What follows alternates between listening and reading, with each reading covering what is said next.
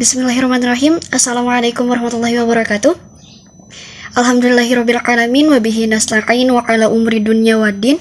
Wassalatu wassalamu ala asrafil anbiya'i wal mursalin wa ala alihi wa sahbihi ajma'in, amma ba'du. Pertama-tama mari kita panjatkan syukur atas kehadirat ilahi Robbi yang mana telah memberikan kita banyak kenikmatan, kesehatan, dan keberkahan hingga pada detik ini. Salawat serta salam tak lupa tercurah limpahkan kepada junjungan kita, Habibana wa Nabiyana wa Maulana Muhammad Sallallahu Alaihi Wasallam, kepada para tabi'in, tabi'it, dan kita selaku umatnya hingga pada akhir zaman. Sebelumnya izin memperkenalkan diri.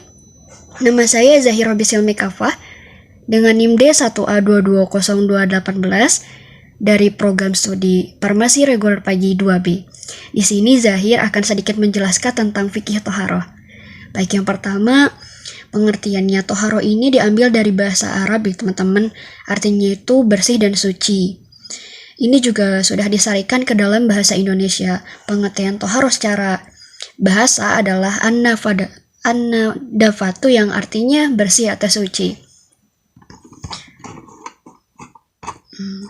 Toharoh menurut syariat Islam ialah suatu kegiatan bersuci dari hadas maupun najis sehingga seorang diperbolehkan untuk mengerjakan suatu ibadah yang dituntut harus dalam keadaan suci, seperti sholat. Jadi, toharoh ini hukumnya wajib ketika kita hendak akan melaksanakan sholat.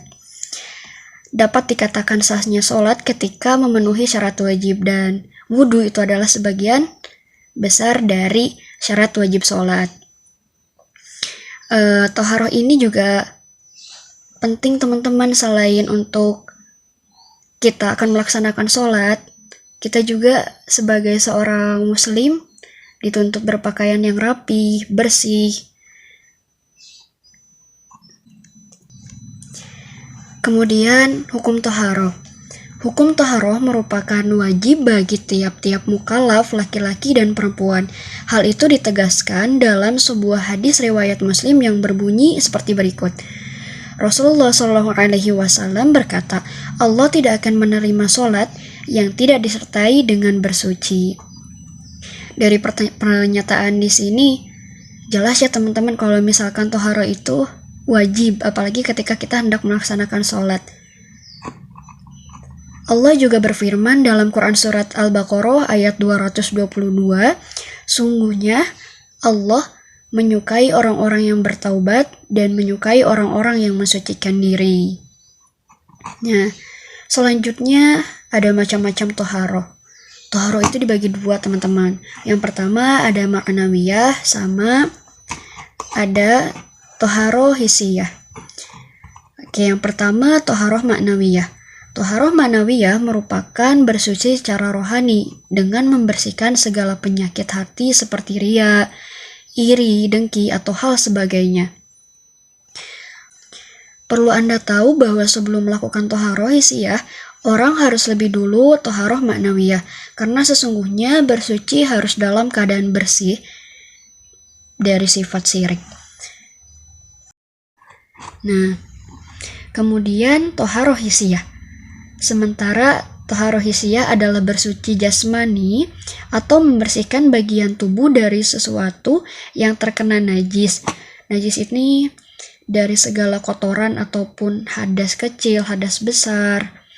Nah gitu teman-teman. Selanjutnya untuk membersihkan dari najis dan hadas ini bisa dilakukan dengan menggunakan air seperti berwudu, wajib mandi, serta tayamun bila dalam kondisi tidak ada air. Jadi kita diperbolehkan untuk tidak menggunakan air dalam berwudu ketika air itu dalam kondisi yang sangat tidak ada teman-teman, atau kadarnya dalam jumlah yang sangat sedikit gitu yang. Terus syarat wajib toharoh. Ada Islam, berakal, balik, berhentinya darah haid dan nifas, masuknya waktu sholat, tidak tidur, tidak lupa, ada air atau debu yang suci, mampu melakukan toharoh sesuai kemampuan. Nah, teman-teman, di sini syarat yang pertama itu Islam. Jadi kita yang beragama Islam diwajibkan untuk sholat, terus berakal. Maksudnya berakal di sini yang maksudnya bukan orang gila gitu ya teman-teman, kita masih memiliki akal sehat, kita masih bisa berpikiran secara jernih, baik, berpikiran positif gitu. Terus balik ini ketika perempuan itu sudah mengeluarkan darah haid dan kalau laki-laki itu sudah mengalami mimpi basah. Kemudian berhentinya darah haid atau nifas, ini khusus untuk perempuan ya. Kemudian masuknya waktu sholat. Nah, jadi ketika kita hendak memasuki waktu sholat, kita wajib berwudu dulu, kecuali sebelumnya kita memang sedang menjaga wudu, itu diperbolehkan. Kemudian tidak tidur. Dalam konteks di sini tidak tidur maksudnya kita dalam keadaan terjaga, karena ketika kita tidur, apalagi dalam keadaan mohon maaf ketika dubur itu tidak tertutup, maka wudu kita dinyatakan batal. Kemudian air atau debu yang suci. Nah, ini adalah alat atau bahan yang akan kita gunakan untuk melaksanakan toharoh, yaitu bersuci. Kemudian mampu melakukan toharoh sesuai kemampuan. Nah, jadi teman-teman, Islam itu sangat memudahkan ya. Jadi gak ada air, kita bisa tayamum gitu. Terus kita dalam keadaan sakit misalnya teman-teman, kita melakukannya yang sesuai dengan kemampuan kita. Betapa indahnya ya kalau agama Islam ini sangat memudahkan kita untuk melaksanakan ibadah yang dicintai Allah.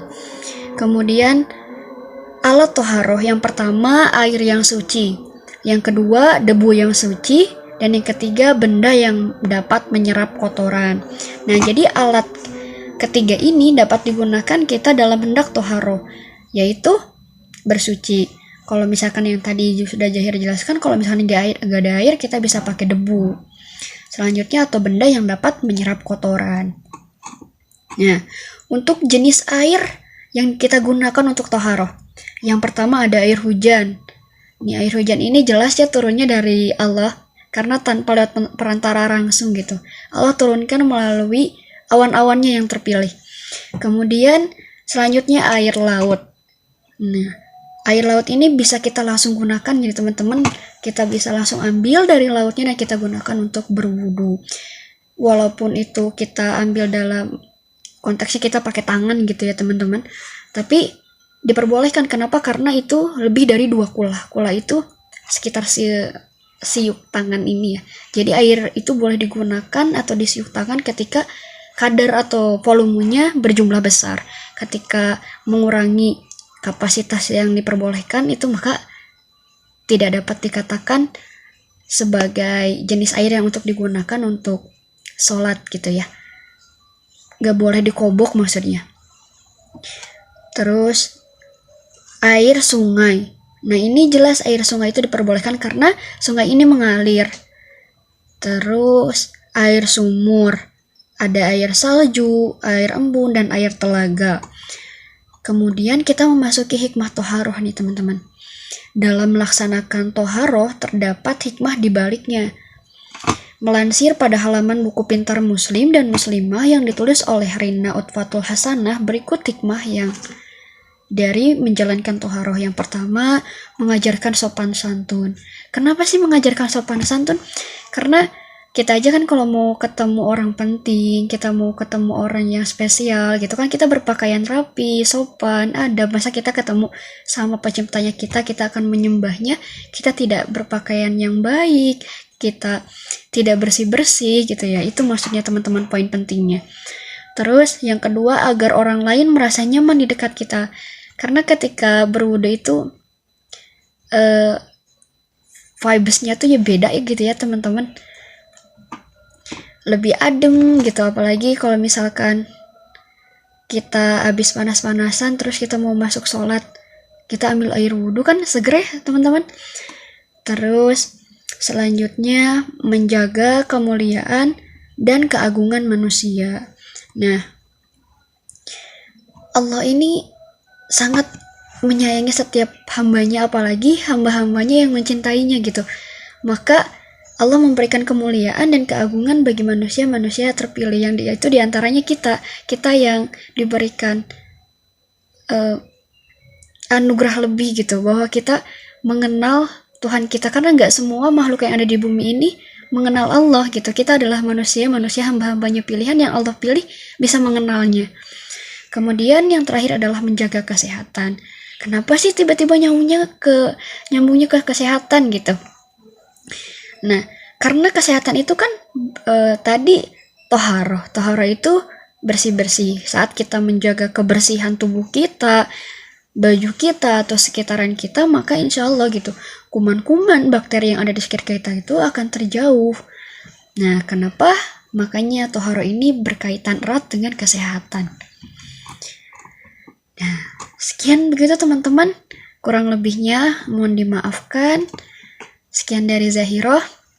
Wabillahi taufiq wal hidayah. Wassalamualaikum warahmatullahi wabarakatuh. Bye-bye.